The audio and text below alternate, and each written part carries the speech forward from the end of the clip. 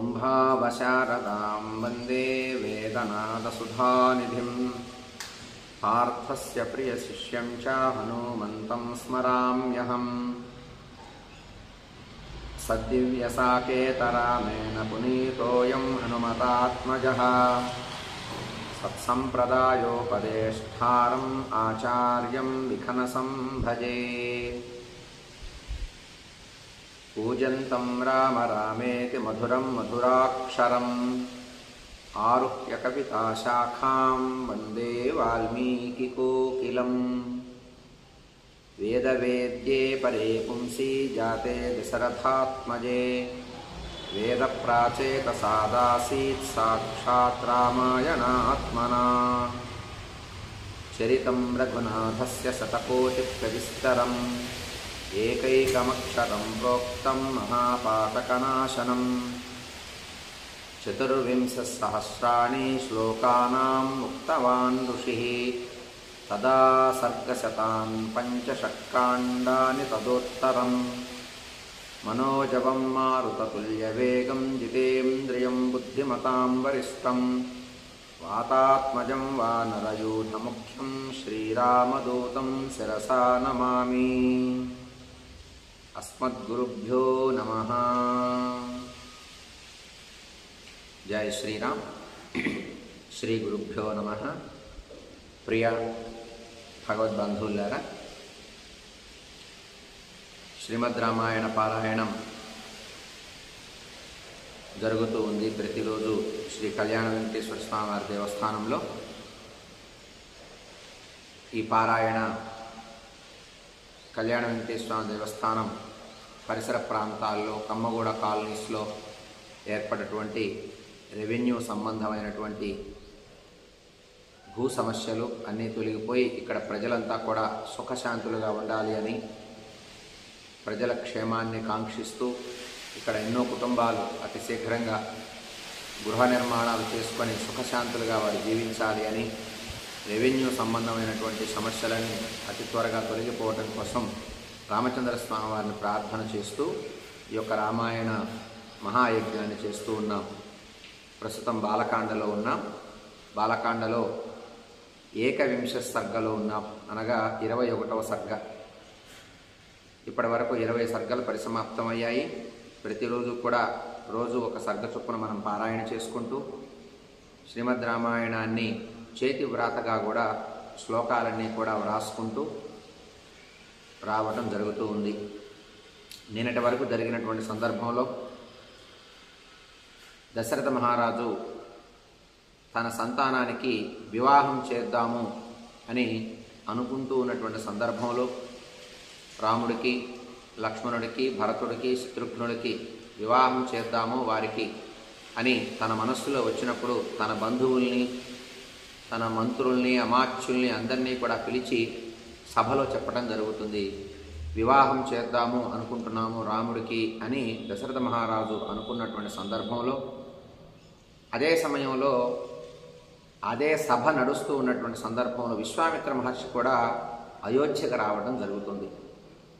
అయోధ్య పట్టణానికి వచ్చినటువంటి విశ్వామిత్ర మహర్షి దశరథుణ్ణి నేను కలవాలి అని బయట ఉన్నటువంటి భటులకి చెప్పగా భటులంతా కూడా విశ్వామిత్ర మహర్షిని గుర్తించి ఆ మహర్షికి నమస్కరించి రాజు ఉన్నటువంటి భవనంలోకి వచ్చి, మహారాజా విశ్వామిత్ర మహర్షి వచ్చారు,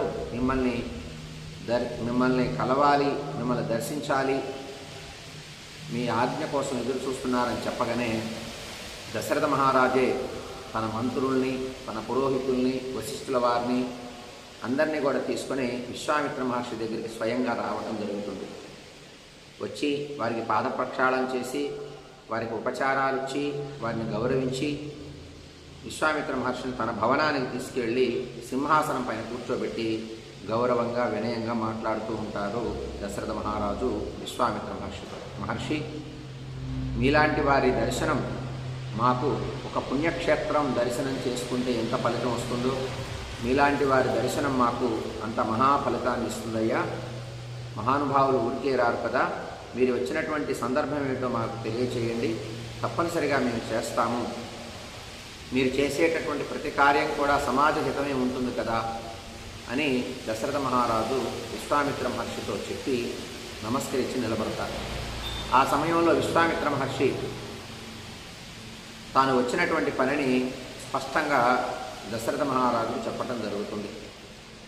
దశరథ మహారాజా, నేను ఒక యజ్ఞాన్ని తలపెట్టాను. ఆ యజ్ఞానికి విఘ్నం కలిగిస్తూ ఉన్నారు మారీచు సుబాహువులు అనేటటువంటి అన్నదమ్ములు ఇద్దరు కూడా. మారీచ సుబాహువులు అనేటటువంటి వారు చాలా భయంకరంగా యజ్ఞయాగాదులు నడవకుండా మహర్షులను ఇబ్బంది పెడుతూ ఉన్నారు.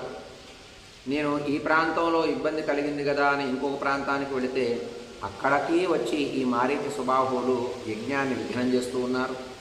ఆ ప్రదేశంలో ఆ యజ్ఞ విఘ్నం కలిగింది కదా అని ఇంకొక చోటకి వెళితే అక్కడికి వచ్చి మరి యజ్ఞ ప్రదేశంలో, యజ్ఞగుండంలో, అగ్నిహోత్రుడి పైన, మహర్షుల పైన, యజ్ఞ వాటికల పైన ఆ ప్రదేశం అంతా అపవిత్రం చేస్తూ ఉన్నారు. ఎందరో రాక్షసుల్ని వధిస్తూ ఉన్నారు, ఎందరో రాక్షసుల్ని పీడిస్తూ ఉన్నారు. యజ్ఞం జరిగేటటువంటి ప్రదేశంలో మాంసాన్ని, రక్తం, మాంసము రెండు కలిపి యజ్ఞగుండంలో పోస్తూ ఉన్నారయ్యా.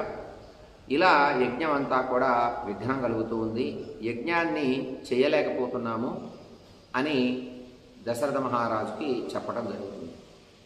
మరి మా వైపు నుంచి మేమేం చేయాలో చెప్పండి మహర్షి అని దశరథ మహారాజు విశ్వామిత్రుల వారితో చెప్పగా విశ్వామిత్ర మహర్షి చెప్పటం జరుగుతుంది. నీ సంతానమైనటువంటి నలుగురిలో పెద్దవాడైనటువంటి జ్యేష్ఠుడు, ధర్మాత్ముడైనటువంటి రాముణ్ణి నాతో 10 రోజులు పంపించవయ్యా.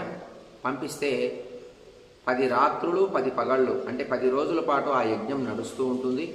ఆ యజ్ఞానికి రక్షకుడుగా నీ కుమారుడు ఉంటాడు.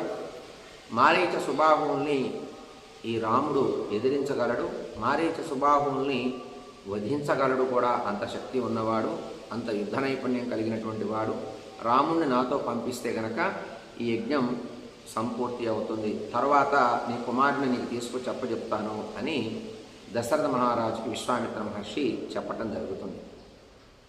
చెప్పిన తర్వాత దశరథ మహారాజు కూడా వివరంగా అడుగుతారు, అసలు ఆ యొక్క రాక్షసులు ఎవరు, మీ యజ్ఞాన్ని విఘ్నం చేసేంత శక్తి కలిగిన వాళ్ళు ఎవరు, ఆ రాక్షసులు అసలు మీ ముందు నిలబడగలరా విశ్వామిత్ర మహర్షి, మీ యజ్ఞాన్ని విఘ్నం చేసేంత సమర్థత వాళ్ళకుందా అని దశరథ మహారాజు మరలా వివరం అడుగుతారు. అడిగినప్పుడు విశ్వామిత్ర మహర్షి చెప్తున్నారు, సుందోపు సుందులు అనేటటువంటి రాక్షసుల కుమారులయ్యా వీళ్ళిద్దరూ కూడా, మారీచ సుబాహువు. వీళ్ళిద్దరూ కూడా ఎక్కడ యజ్ఞం జరిగినా సరే వీరు విఘ్నం చేయటమే వాళ్ళ పని. మహర్షులను బాగా పీడిస్తూ ఉంటారు. వీరిద్దరూ కూడా రావణుడి పాలనలో ఉన్నారు. రావణుడి అండ చూసుకొని వీరిద్దరూ ఇలాంటి పనులు చేస్తున్నారు. రావణుడు కూడా భయంకరమైనటువంటి రాక్షసుడేనయ్యా. ఆ రావణుడు కూడా యజ్ఞయాగాదులు నిర్వహించేటటువంటి ప్రదేశాలలో తాను స్వయంగా వచ్చి యజ్ఞాన్ని విఘ్నం చేయడు. కానీ తన క్రింద ఉండేటటువంటి ఇలాంటి రాక్షసుల చేత ప్రేరేపింపబడ్డటువంటి వీళ్ళు మారీచ సుబాహువులు రావణుని అండ చూసుకొని వచ్చి ఈ యజ్ఞాలన్నీ ధ్వంసం చేస్తూ ఉంటారు. ఇలా చేసినందువల్ల సత్యసిద్ధి, తపస్సిద్ధి, జ్ఞానసిద్ధి ఇవన్నీ కూడా కలగటం లేదు.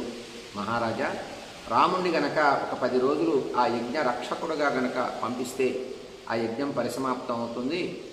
నీ కుమారుడు కూడా 3 లోకాలలో కీర్తి లభిస్తుంది దీనివల్ల అని విశ్వామిత్ర మహర్షి చెప్పడం జరుగుతుంది.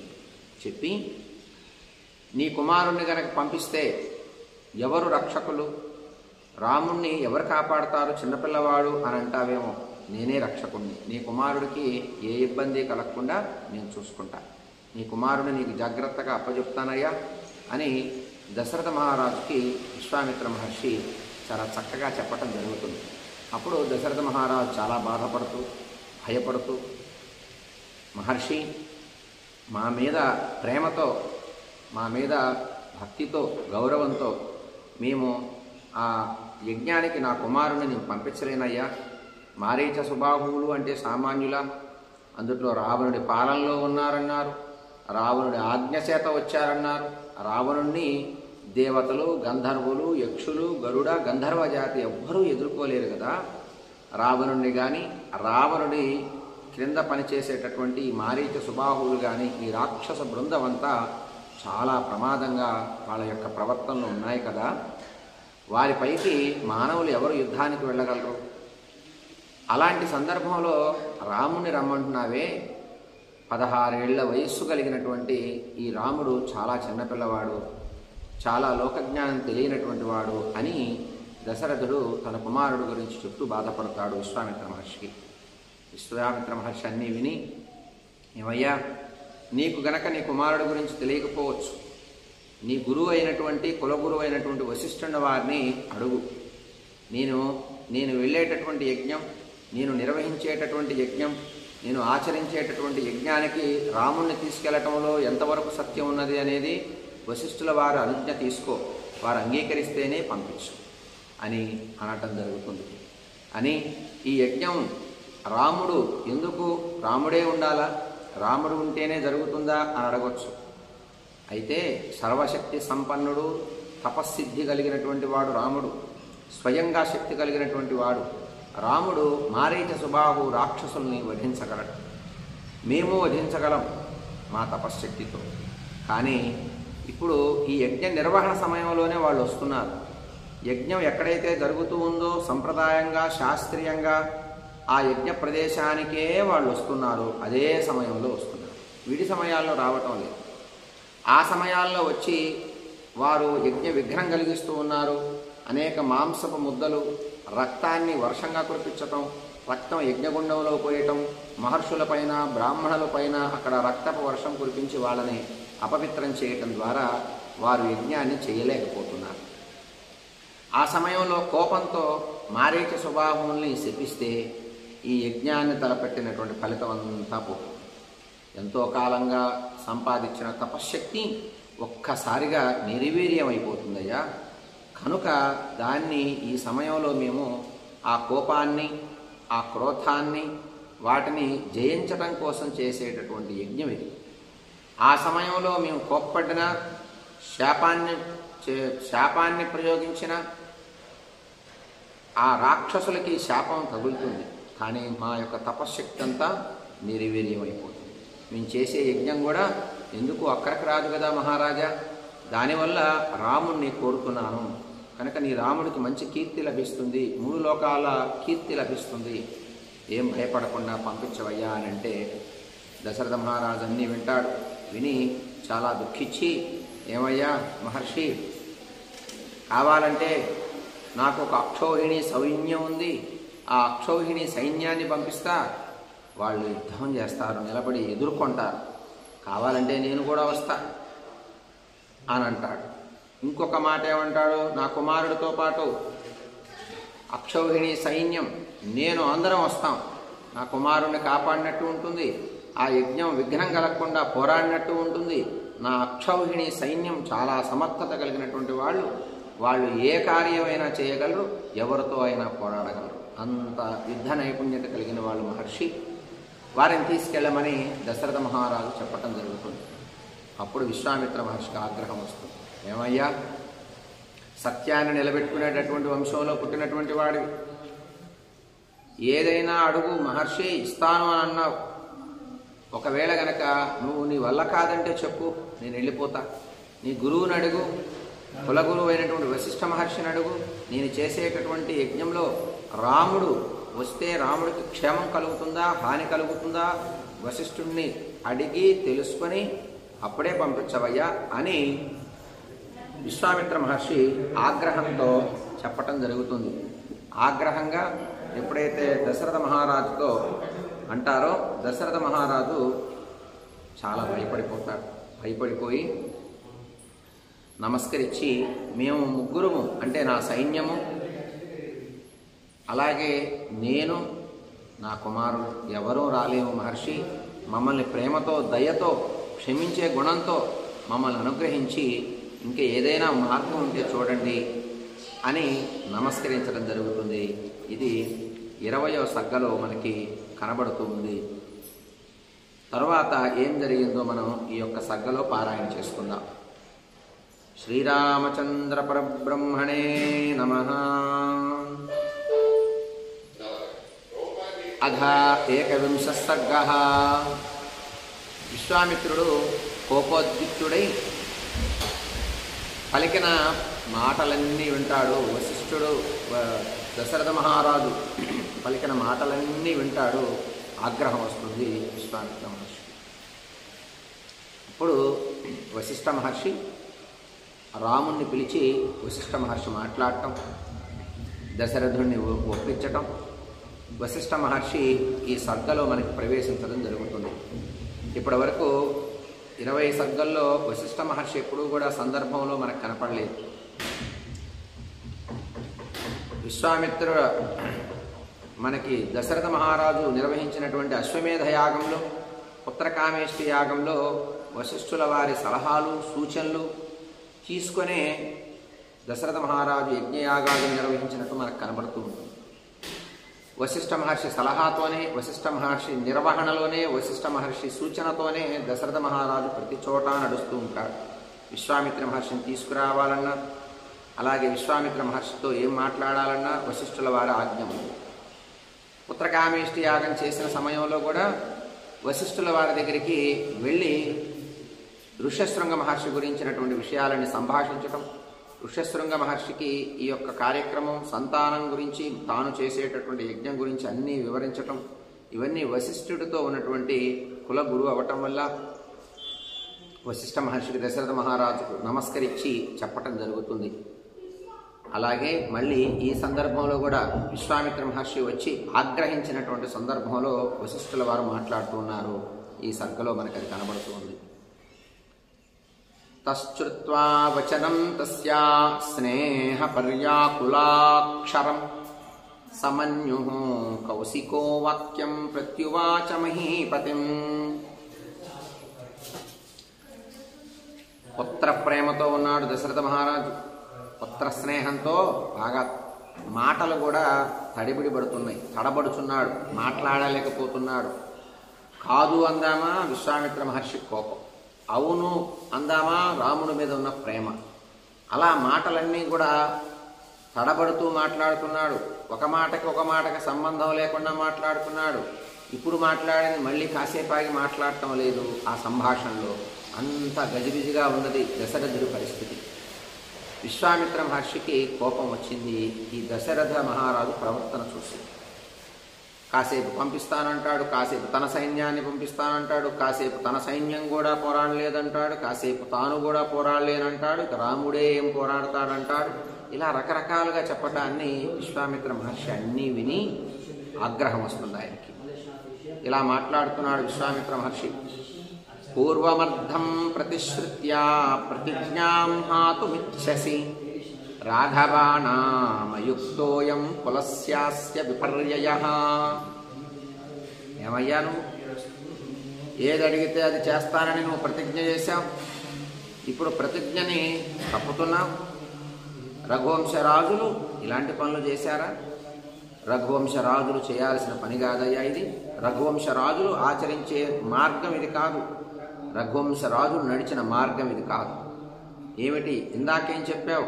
ఏదైనా చేస్తానని ప్రతిజ్ఞ చేశావు, ఇప్పుడు ఏది పడితే అది మాట్లాడుతున్నా అని విశ్వామిత్ర మహర్షి దశరథుడి పైన ఆగ్రహంగా మాట్లాడటం జరుగుతుంది. యదీదం తే క్షమం రాజన్ గమిష్యామి యథాగతం మిథ్యా ప్రతిజ్ఞ కాకుత్స సుఖీ భవ సబాంధవః.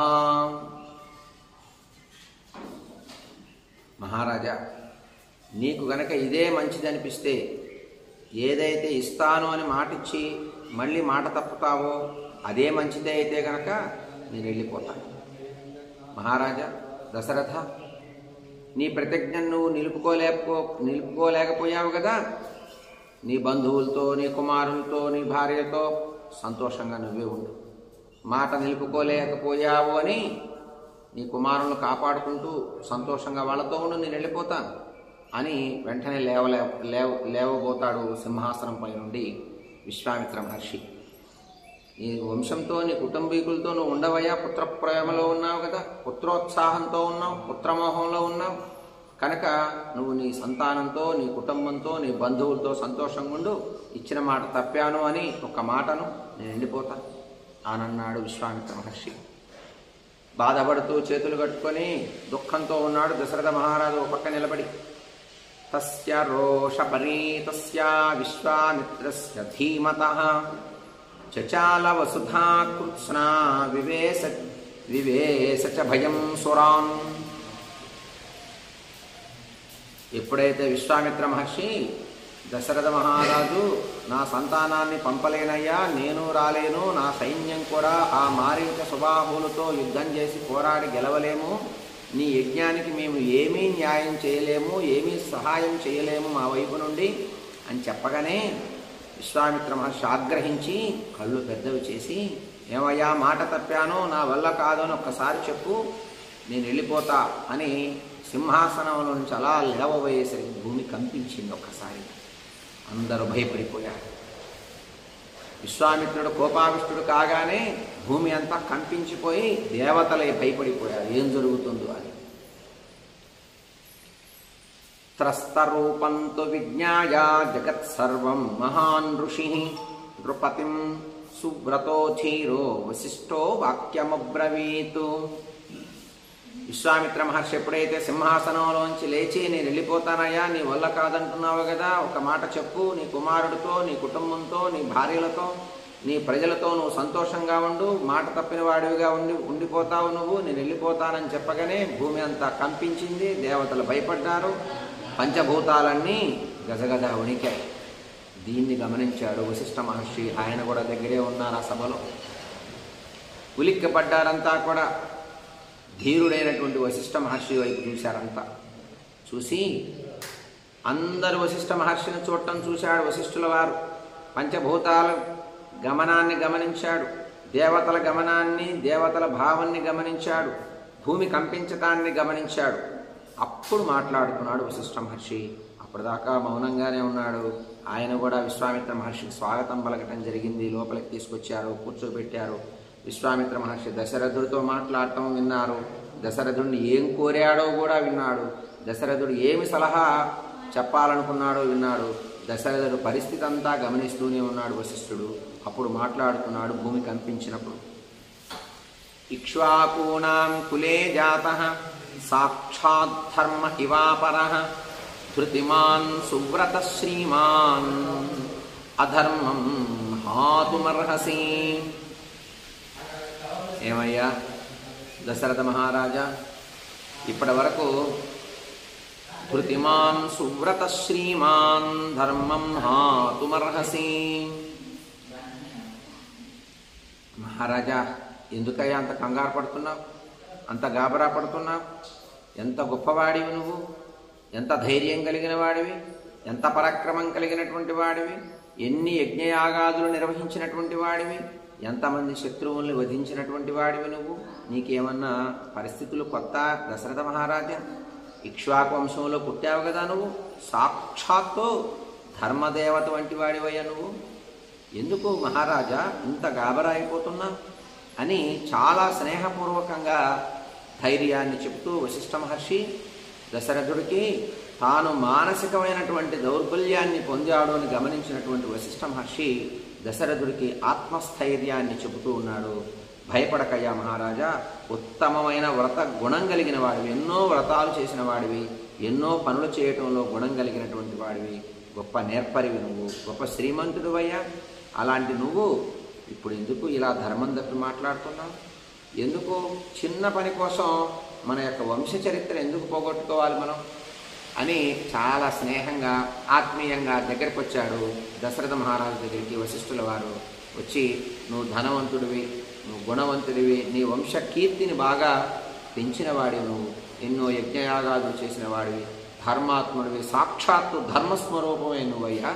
అలాంటివి ఎందుకు వంశకీర్తిని పోగొడతావు అని అన్నాడు ఒక మాట.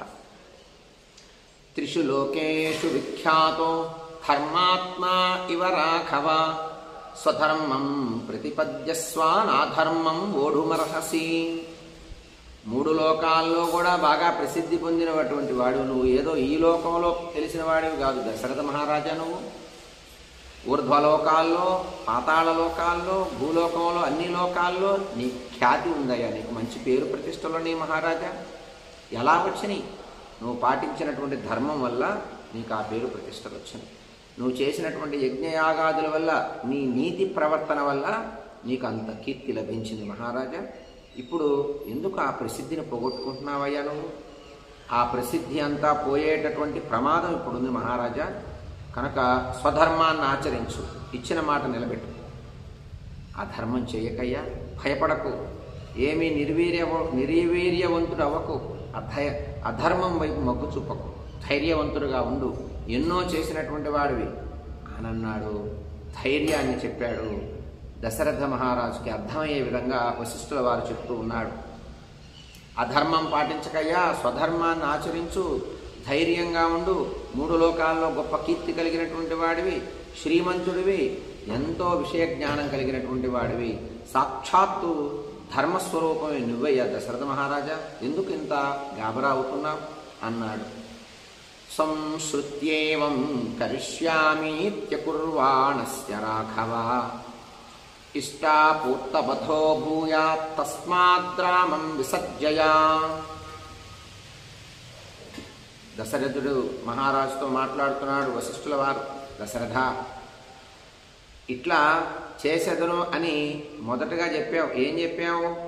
విశ్వామిత్ర మహర్షి, మీరు ఏ పని మీద వచ్చారో చెప్పండి, ఏమి కావాలో చెప్పండి, మీరు ఏం కోరుకుంటున్నారో చెప్పండి, అవన్నీ నేను చేస్తాను అని అన్నావు.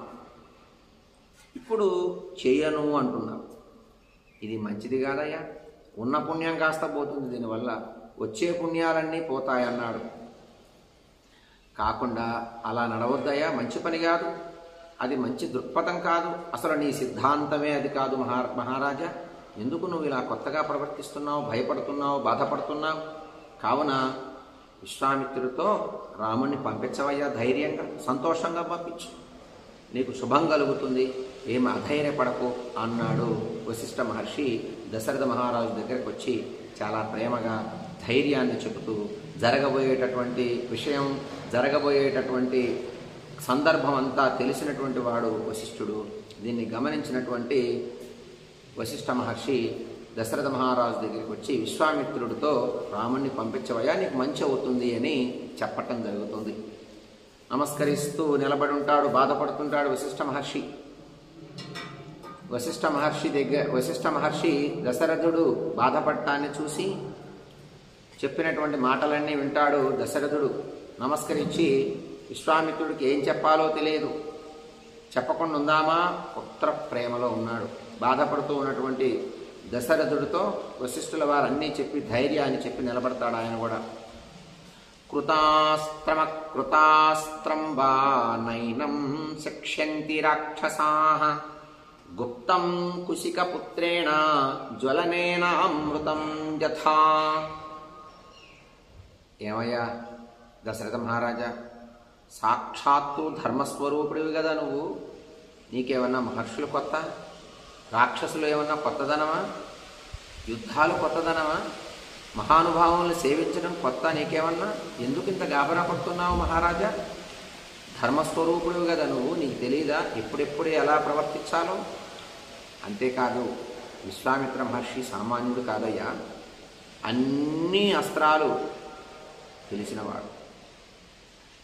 అంతేకాకుండా రాముడు అస్త్రాలన్నీ కూడా రాముడు కూడా నేర్చుకున్నాడు. నువ్వేం భయపడవలసిన అవసరంలా, చిన్నపిల్లవాడు నా కుమారుడు, 16 సంవత్సరాల వయసు కలిగినటువంటి వాడు, మారీచ స్వభావం, ఎప్పుడు ఎవరితోనూ యుద్ధం చేయలేదు, ఇంకా లోకజ్ఞానం తెలియలేదని బాధపడుతున్నావు కదా, నువ్వేం బాధపడకు. ఒకవేళ కనుక నీ కుమారుడికే రాముడికే అస్త్రశస్త్రాలన్నీ నువ్వు నేర్పినా నేర్పకపోయినా విశ్వామిత్రుడు రక్షణలో ఉన్నాడు కదా రాముడు, నువ్వెందుకు భయపడుతున్నావు? ఆయన ఉన్నంత వరకు ఎవ్వరూ ఏమీ చేయలేరయ్యా రాముణ్ణి. విశ్వామిత్ర మహర్షి రక్షణలో ఉన్నటువంటి రాముణ్ణి ఏ అస్త్రము శస్త్రము రాక్షసులు ఎవ్వరూ ఏమీ చేయలేరు, ఆయనే రక్షకుడు. నువ్వెందుకు భయపడతావు ఆయన పట్ల? అగ్నిచే రక్షింపబడిన అమృతం వలె నీ కుమారుణ్ణి విశ్వామిత్ర మహర్షి కాపాడుతాడు. రాక్షసులు ఏమీ చేయలేరయ్యా, విశ్వామిత్ర మహర్షి అక్కడ ఉంటేనే నీ రాముడు రక్షణలో ఉంటాడు. రాక్షసులు నీ కుమారుణ్ణి తాకలేరు. విశ్వామిత్ర మహర్షి ప్రభావం అటువంటిది. నీ కుమారుణ్ణి పంపించు, మంచి జరుగుతుంది, నీకు మంచి జరుగుతుంది, నీ కుమారుడికి కూడా మంచి కీర్తి లభిస్తుంది మహారాజా, నా మాట విశ్వసించవయ్యా అని పదే పదే స్నేహంగా దశరథ మహారాజుకి గురువుగా స్నేహితుల్లాగా ధైర్యాన్ని చెప్తూ ఉన్నాడు వశిష్ఠ మహర్షి దశరథుడికి. ఏష విగ్రహవాన్ ధర్మ ఏష వీర్యవతాంబరః ఏష బుద్ధ్యాధికో లోకే తపసశ్చ పరాయణం. విశ్వామిత్ర మహర్షిని తక్కువ అంచనా వేయకయ్యా నువ్వు. విశ్వామిత్ర మహర్షి సాక్షాత్తు మూర్తీభవించినటువంటి ధర్మం. ఆయన కూడా తపశ్శక్తి కలిగిన వాడు. పరాక్రమవంతుల్లో ఎందరో పరాక్రమవంతులు ఉంటే వాళ్ళలో శ్రేష్ఠుడైన విశ్వామిత్ర మహర్షి. ఏమనుకుంటున్నావు ఆయన గురించి నువ్వు? బుద్ధిలో కూడా బుద్ధిమంతుల్లో శ్రేష్ఠుడు, పరాక్రమవంతుల్లో శ్రేష్ఠుడు, మూర్తీభవించినటువంటి ధర్మం. విశ్వామిత్ర మహర్షి ఉంటే, విశ్వామిత్ర మహర్షి రక్షణలో ఉంటే నీ కుమారుడిని రాక్షసులు ఏమీ చేయలేరయ్యా. ఎందుకు భయపడుతున్నావు? విశ్వామిత్ర మహర్షి అంతటి వాడే వచ్చి అడిగితే నీ కుమారుడిని ఇవ్వటానికి ఎందుకు భయపడుతున్నావు? 10 రోజులకి నీ కుమారుడు క్షేమంగా ఉంటాడు, సందేహపడకు, పంపించు అని ధైర్యాన్ని చెప్పాడు వశిష్ఠ మహర్షి దశరథుడికి.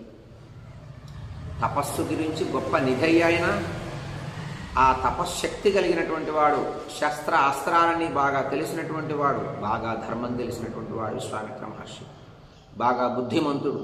ఇన్ని గుణాలు కలిగినటువంటి విశ్వామిత్ర మహర్షి దగ్గర నీ కుమారుడు ఉంటే ఎవరేం చేస్తారయ్యా రాముడు అన్నాడు ఒక మాట. ఏషోస్త్రాన్ వివిధాన్ వేత్తి త్రైలోక్యే సచరాచరే నైవ మన్యః పుమాన్ త్వేత్తి నచ వేత్స్యంతి కేచన. బాగా అస్త్రశస్త్రాలు తెలిసినటువంటి వాడు విశ్వామిత్ర మహర్షి. సామాన్యుడు కాదయ్యా. తపస్సులో గొప్ప నిష్ట కలిగినటువంటి వాడు, అస్త్రశస్త్రాల్లో గొప్ప నిష్ట కలిగినటువంటి వాడు, ధర్మంలో బాగా సిద్ధి కలిగినటువంటి వాడు, తపస్సులో గొప్ప నిధి వంటి వాడు విశ్వామిత్ర మహర్షి. అన్ని అస్త్రశస్త్రాలు తెలిసినటువంటి వాడి దగ్గర నీ కుమారుడు ఉంటే ఎవరేం చేస్తారయ్యా నీ కుమారుడిని? అంతేకాదు, చరాచరాత్మకమైనటువంటి 3 లోకాల్లో ఇతను తెలియని వాళ్ళు ఎవరు లేరు. ఇతనికి తెలియనటువంటి అస్త్రశస్త్రాలు, విద్యలు, ధర్మము ఏవీ లేవు. అన్ని లోకాల విషయాలు ఇతనికి తెలుసు. అన్ని లోకాల అస్త్రశస్త్రాలు అన్నీ తెలుసు. అన్ని లోకాల విద్యలు ఈయనకు తెలుసు. ఎవరికి తెలియవు. విశ్వామిత్ర మహర్షికి తెలిసినటువంటి జ్ఞానము ఎవరికి తెలియదయ్యా. అంత జ్ఞాన సంపన్నుడు విశ్వామిత్ర మహర్షి. భవిష్యత్తులో కూడా ఎవరికీ తెలియదయ్యా. విశ్వామిత్ర మహర్షి ఖ్యాతి అటువంటిది, విశ్వామిత్ర మహర్షి తపస్సు అటువంటిది, విశ్వామిత్ర మహర్షి జ్ఞానం అటువంటిది, విశ్వామిత్ర మహర్షి ధర్మం అటువంటిది. మహానుభావ దశరథ మహారాజా, విశ్వామిత్ర మహర్షికి నమస్కరించి రాముణ్ణి చక్కగా పంపించవయ్యా, నీ కుమారుడికి గొప్ప కీర్తి లభిస్తుంది మహారాజా అని వశిష్ఠ మహర్షి దశరథుడితో ప్రేమగా ధైర్యాన్ని చెప్తూ మాట్లాడుతూ ఉన్నాడు. న దేవా నర్షయః కేచిన్నాసురా నచ రాక్షసాః గంధర్వయక్ష ప్రవరాః సకిన్నర మహోరగాః. విశ్వామిత్ర మహర్షి నీ కుమారుణ్ణి అంటే రాముణ్ణి ఎలా రక్షిస్తాడు అని నువ్వు సందేహపడుతున్నావు దశరథ. భయపడకయ్యా. 3 లోకాల్లో ఉన్నటువంటి ఎన్ని అస్త్రశస్త్రాలైతే ఉన్నాయో అన్నీ అందరికీ తెలియాలని లేదు, అన్నీ అందరికీ తెలిసి ఉండవు. కానీ 3 లోకాలలో ఉండేటటువంటి జ్ఞానం, 3 లోకాలలో ఉండే అస్త్రశస్త్ర నైపుణ్యత, 3 లోకాలలో ఉండే ధర్మం విశ్వామిత్ర మహర్షికి తెలుసు. నువ్వేం భయపడకు ఆయన గురించి. అంతేనా? విశ్వామిత్ర మహర్షికి తెలిసినటువంటి అస్త్రశస్త్రాలు దేవతలకు కానీ, మహర్షులకు కానీ, రాక్షసులకు కానీ, అసురులకు కానీ, గంధర్వులకు కానీ, యక్షజాతికి కానీ, కిన్నెర జాతికి కానీ ఎవరికీ తెలియవయ్యా. అంత విద్యా నైపుణ్యుడు ఆయన. అందువల్ల విశ్వామిత్ర మహర్షి గురించి సందేహించకు, నీ కుమారుణ్ణి మంచి కీర్తివంతుడిని చేస్తాడా ఆయన అన్నాడు వశిష్ఠ మహర్షి. విశ్వామిత్ర మహర్షి గొప్పతనాన్ని చెబుతూ దశరథ మహారాజుకి. సర్వాస్త్రాణి భృశాస్య పుత్రాః పరమధార్మికాః కౌశికాయ పురా దత్తా యదా రాజ్యం ప్రశాపతి. కౌశికాయ పురా దత్తా యదా రాజ్యం ప్రశాసతి. పరమధార్మికులైన వృషాశ్వపుత్రులకు అస్త్రములన్నీ విశ్వామిత్రుడికి పూర్వం రాజ్యం చేయుచున్నప్పుడు అతనికి ఇయ్యబడ్డాయి. ఈ అస్త్రశస్త్రాలన్నీ కూడా వృషాశ్వపుత్రులకు అస్త్రాలన్నీ విశ్వామిత్ర మహర్షికి లభించాయి. ఇవన్నీ అతని శక్తి అంతా అదే. అందువల్ల నీ కుమారుణ్ణి సందేహించకుండా పంపించు అంటాడు వశిష్ఠ మహర్షి. తేపి పుత్రా వృషాస్వస్య ప్రజాపతి సుతాసుతాః వైనైక రూపా మహావీర్యా దీప్తమంతో జయావహాః.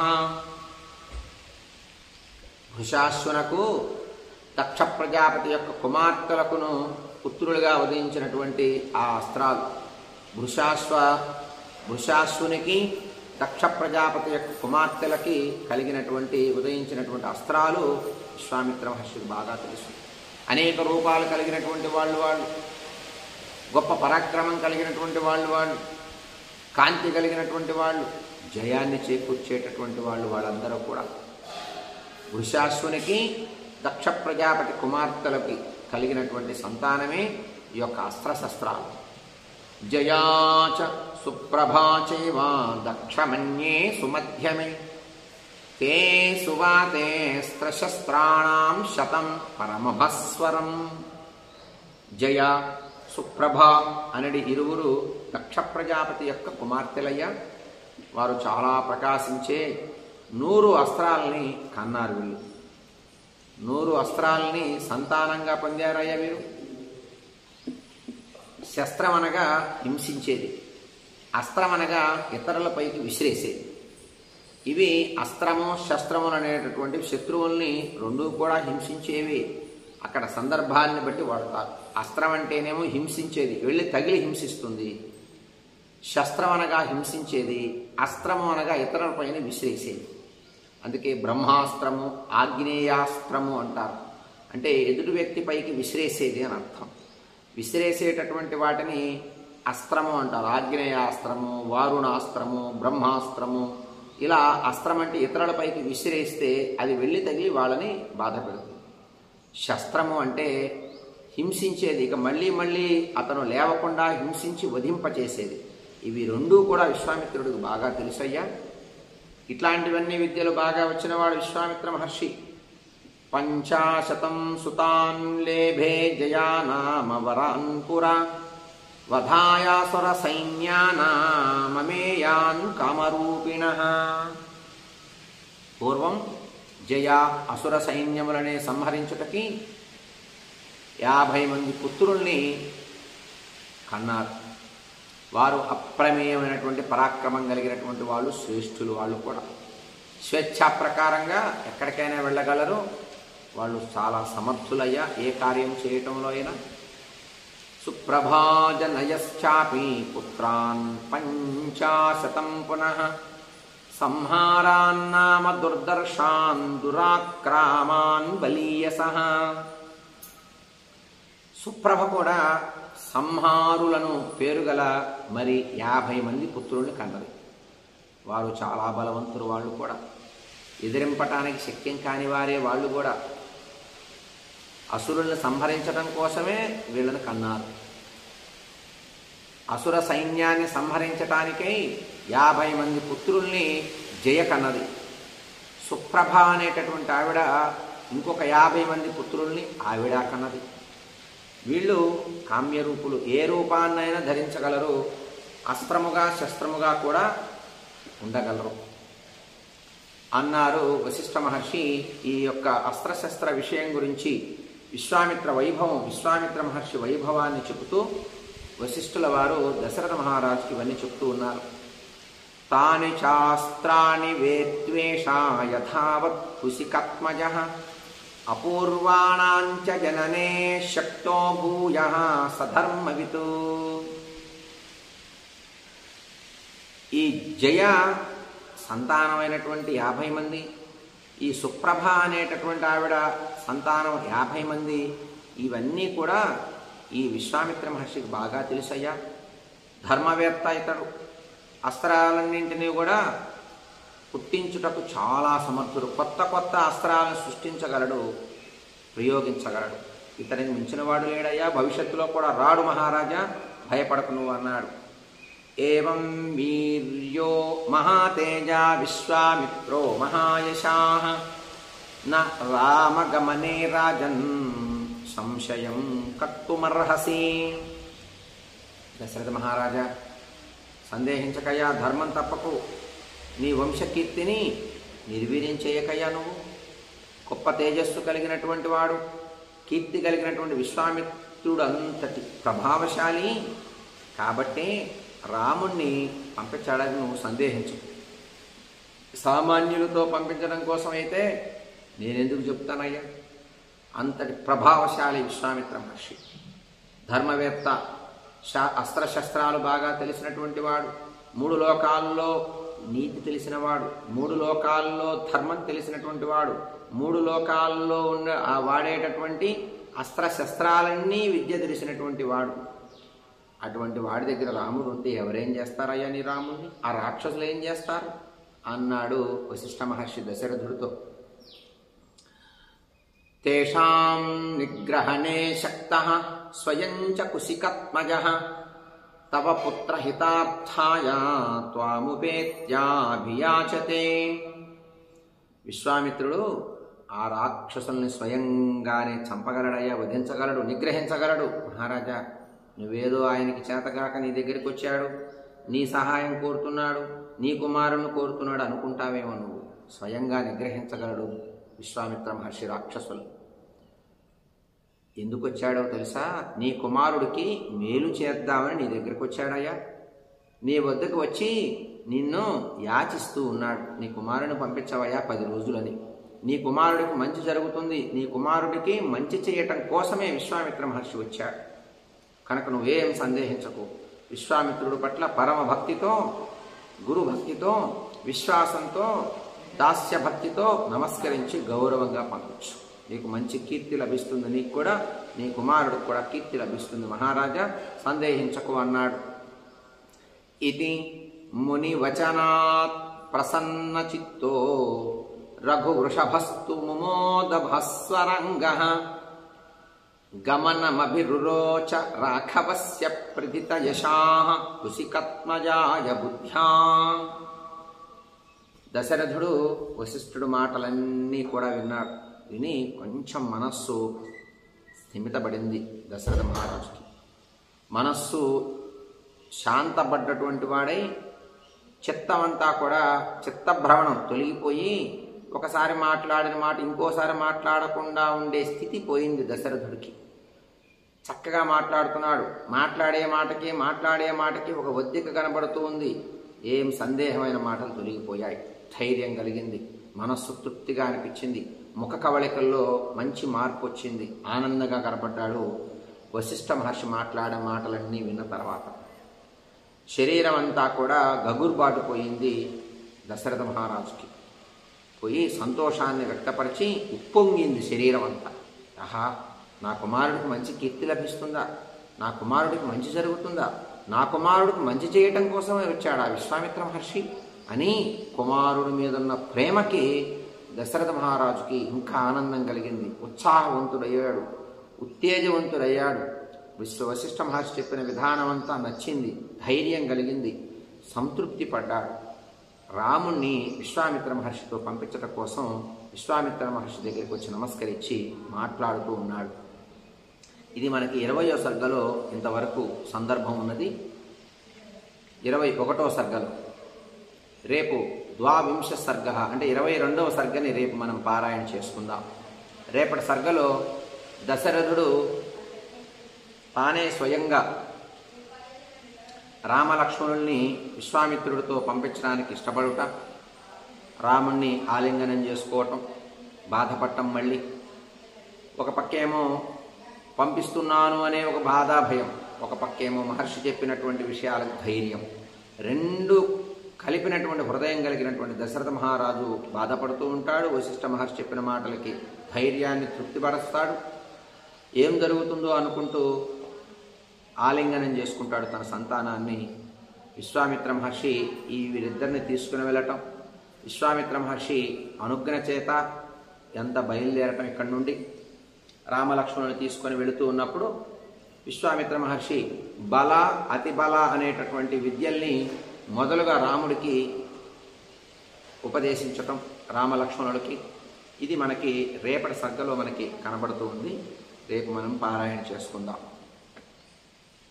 ఇత్యార్షే శ్రీమద్ రామాయణే ఆదికావ్యే బాలకాండే ఏకవింశः సర్గः సంపూర్ణం. శ్రీమద్ రామాయణంలో బాలకాండలో 21వ సర్గ పరిసమాప్తమైంది.